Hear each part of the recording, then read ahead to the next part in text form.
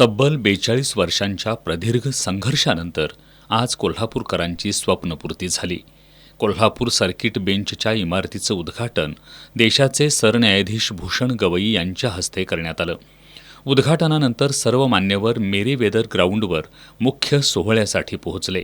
यावेळी कार्यक्रमाच्या सुरुवातीलाच सर्किट बेंचच्या लढ्याची चित्रफीत दाखवण्यात आली. सरन्यायाधीश भूषण गवई यांचं कार्यक्रमस्थळी आगमन होताच टाळ्यांच्या कडकडाटात उपस्थितांनी त्यांचं जोरदार स्वागत केलं.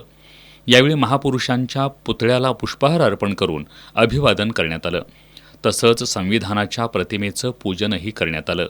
त्यानंतर मान्यवरांच्या हस्ते दीप प्रज्वलन झालं. यावेळी बोलताना सरन्यायाधीश भूषण गवई यांनी कोल्हापूर सर्किट बेंचच्या स्वप्नपूर्तीचा आपल्याला मनस्वी आनंद असल्याचं सांगितलं.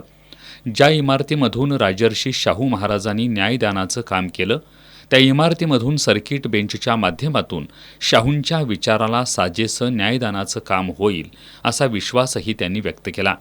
लहानपणापासूनच माझ्यावर राजर्षी छत्रपती शाहू महाराज आणि डॉक्टर बाबासाहेब आंबेडकर यांच्या विचारांचा पगडा आहे. राजर्षी छत्रपती शाहू महाराजांचे आपल्यावर अनंत उपकार आहेत. या उपकाराची परतफेड करण्याचा खारीचा वाटा सर्किट बेंचच्या उद्घाटनाच्या माध्यमातून मिळालाय. सर्किट बेंच हे केवळ वकिलांसाठी नाही तर समाजातील वंचित आणि सर्वसामान्यांना न्याय देण्यासाठी मैलाचा दगड ठरेल असा विश्वासही त्यांनी व्यक्त केला. या सर्किट बेंचमध्ये उच्च न्यायालयाचे न्यायाधीश तयार होतील. तसंच सर्किट बेंचचं लवकरच खंडपीठात रूपांतर होईल असा विश्वास त्यांनी व्यक्त केला.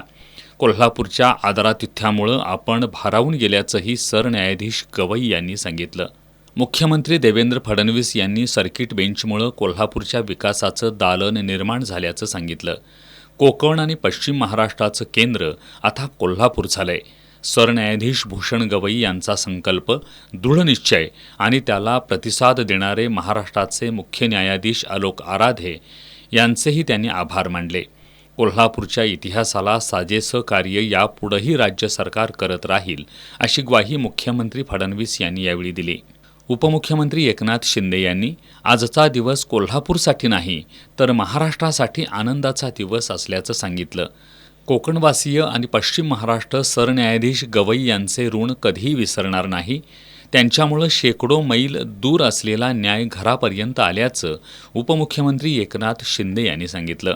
दरम्यान कोल्हापूरच्या खंडपीठासाठी शेंडा पार्क इथली 25 एकर जमीन मंजूर केल्याची घोषणा जिल्हाधिकारी अमोल येडगे यांनी यावेळी केली. या मंजुरीच्या आदेशाची प्रत त्यांनी उच्च न्यायालयाचे मुख्य न्यायाधीश आलोक आराधे यांच्याकडे सुपूर्द केली. यावेळी गवई यांच्या हस्ते इचलकरंजीतील विकलांग वकील प्रीती पटवा, कोल्हापुरातील बांधकाम व्यावसायिक अनिकेत जाधव कसबेकर, राज्याच्या विधी आणि न्याय विभागाचे सहसचिव विलास गायकवाड, सार्वजनिक बांधकाम पुणे विभागाचे मुख्य अभियंता अतुल चव्हाण, जिल्हाधिकारी अमोल येडगे, प्रशासक के मंजुलक्ष्मी, उच्च न्यायालयाचे निवृत्त न्यायमूर्ती टी.व्ही. नलवडे, रणजित मोरे, मोहित शहा, सर्किट बेंचचे नवनियुक्त न्यायमूर्ती मकरंद कर्णिक, उच्च न्यायालयाचे मुख्य न्यायमूर्ती आलोक आराधे आदींचा सत्कार करण्यात आला. याप्रसंगी पालकमंत्री प्रकाश आंबेडकर, खासदार शाहू महाराज छत्रपती, सर्किट बेंचचे नवनियुक्त न्यायमूर्ती शर्मिला देशमुख, शिवकुमार दिघे, एस.जी. चपळगावकर, महाराष्ट्र अँड गोवा बार कौन्सिलचे सदस्य ॲडव्होकेट विवेक घाटगे, जिल्हा बार असोसिएशनचे अध्यक्ष ॲडव्होकेट फी.आर. पाटील यांच्यासह लोकप्रतिनिधी, 6 जिल्ह्यातील वकील, पक्षकार आदी उपस्थित होते.